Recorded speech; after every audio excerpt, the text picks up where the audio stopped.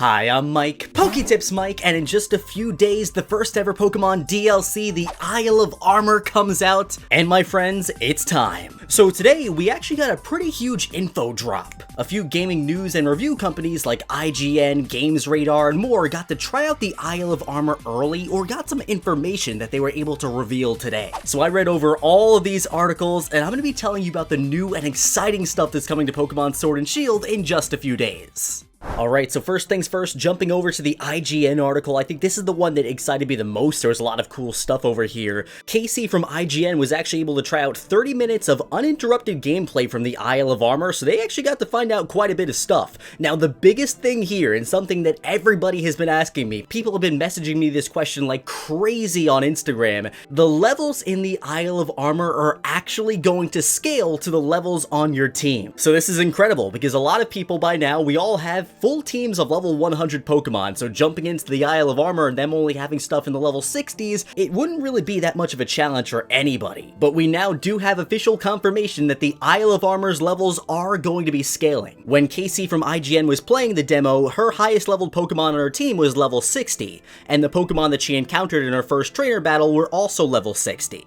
And then she also gave us some later clarification over on Twitter where she specifically asked the people that were letting her try the demo if she had a party of level 100 Pokemon, would the DLC scale to that, and Nintendo went ahead and said yes. So if you have a full team of level 100 Pokemon, expect to fight level 100 Pokemon on the Isle of Armor. As of right now, we don't know exactly how the level scaling works. Like, let's say you jump into the Isle of Armor with a team of level 1 Pokemon, and then you come back later with a team of level, I don't know, 100 Pokemon, or with the level scaling, let us fight level 1 Dragonites or something crazy like that. We don't know exactly how that works just yet, but we'll find out in like a day or two, so we won't have to wait that long for the answer. Either way, I think this is some fantastic news, and now we know no matter what point in the game you're at, the Isle of Armor is going to be a decent challenge. And I say no matter what point in the game you're at very specifically because we also found out from the IGN article that once you purchase the DLC, you can go to the Isle of Armor as soon as you reach the wild area in Pokemon Sword and Shield, which really doesn't take that long, maybe 30-40 minutes if you're playing quickly. So I find that interesting. So the Isle of Armor isn't exactly a post-game area. In fact, basically right from the beginning of the game, if you bought the DLC, you'll be able to go to the Isle of Armor. So I'm hoping that difficulty-wise, it does scale as well, not just the levels, because levels aren't really the only thing that makes Pokemon battles difficult. The moves that they know, the Eevees and Ivies that the Pokemon have,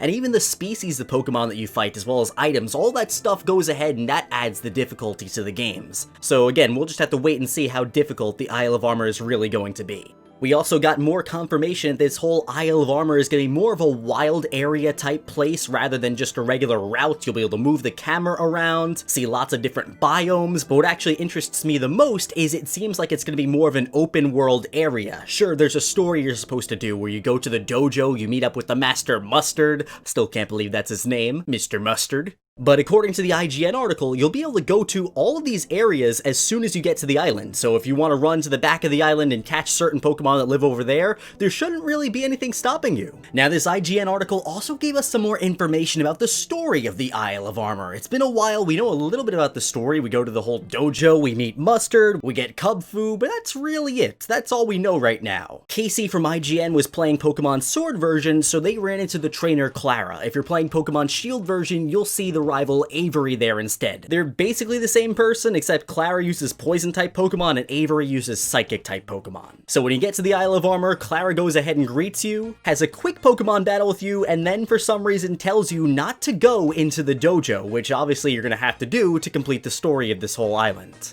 I guess the whole reason for that is she just doesn't want you to become better than her? I don't really know. Now, once you get inside of the dojo, there's apparently going to be a quick battle in there as well, and then you get to make a choice, which they don't go into detail here in the article what that choice is, but we do know we are gonna have to make a choice on the Isle of Armor at some point, choosing to go to the Tower of Darkness or the Tower of Waters, which will eventually determine which form of Urshifu your Cubfu will eventually evolve into. However, as of right now, we don't know if that's the decision the article is referring to. It could be later on in the story.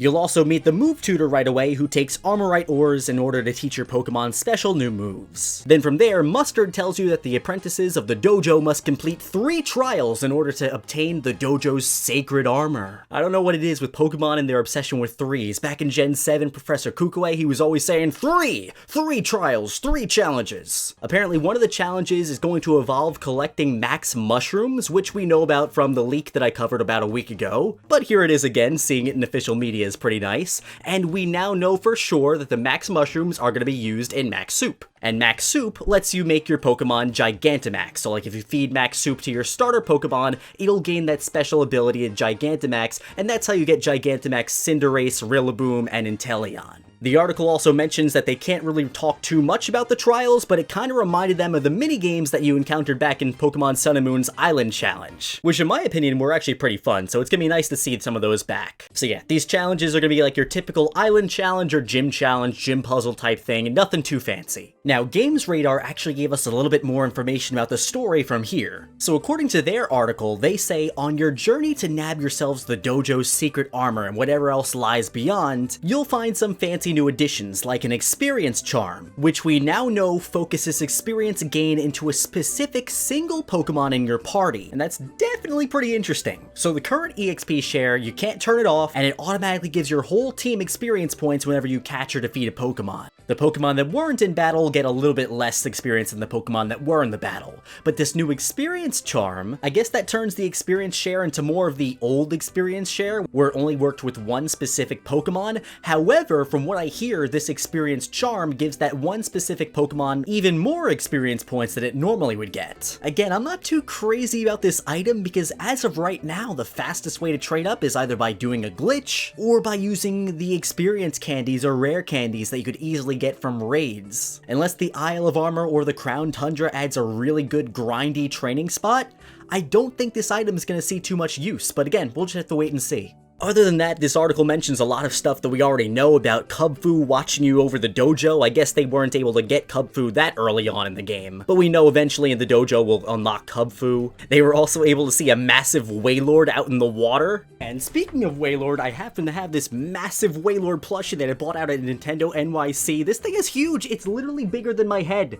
So I think that'll definitely be very cool to see. The first time I was in the wild area and I saw the Gyarados and the Milotics chilling out there, it was amazing. And I remember when I was playing my Sword and Shield randomizer, I ran into a massive Wailord out in like the water area on Route 2 and it looked ridiculous, so I think it's gonna look pretty cool in game. But I guess the last really interesting thing this article mentioned was customizable bikes. Now, the Pokemon Company and Nintendo didn't really go into much detail about this stuff, but according to this article, they saw 2 different bikes with 2 different trails similar to the trails you unlock for your cars in Rocket League. Now, I've never played Rocket League, so I really don't know what they're talking about, but if you could get a fancy different type of bike in this place, that would be kind of cool. I'd love it if they brought like the Mach bike and the Acro bike back from Ruby, Sapphire, and Emerald. Those were pretty cool. And now next up for interesting news we got today, according to Nintendo Life, there's going to be a side quest on the Isle of Armor featuring Alolan Diglett. And from what I'm gathered here, we're going to run around the Isle of Armor and find 150 different Alolan Diglets, which again is kind of weird to me considering this is the Galar region. Why are there so many Alolan Diglets over in Galar? Is it the same Diglett just running to a different spot? I don't know, but it's reminding me a lot of Pokemon Sun and Moon where you collected the Zygarde cells or in Ultra Sun and Moon the totem stickers. And generally after collecting a bunch of those you'd get a special reward, like totem stickers giving you totem-sized Pokemon, which was pretty cool. I wonder what the reward for this is going to be. Maybe, and this is just speculation, but for every 30 Alolan Diglett that you find in the Isle of Armor, somebody will just come up to you and give you an Alolan Pokemon. Because that could be a good way to give us these Alolan Pokemon, because generally you would think Alolan form Pokemon, you'd only be able to find those in the Alola region. So this could be a good way to give you those Alolan forms without making you go back to Sun and Moon to get them. Or who knows, maybe after we get all the Diglett, the final reward will be Diglett's ultimate form, where it steps out of the ground and reveals to us the body that it's been perfecting for years and years and years. That honestly sounds terrifying. But really, I'm curious to find out why Diglett out of all Pokemon. And as of right now, my friends, that's all the major news that came out today. A lot of these articles went over stuff that we already knew about, so I didn't want to repeat myself too much by going over old information, but this stuff all seems pretty interesting. At first, I was kind of worried that the Isle of Armor was going to run out of content once you finish the main storyline, but it looks like there might be a decent amount of stuff to do. With Dynamax Soup, the Move Tutors, the Cramomatic, finding all 151 Diglett.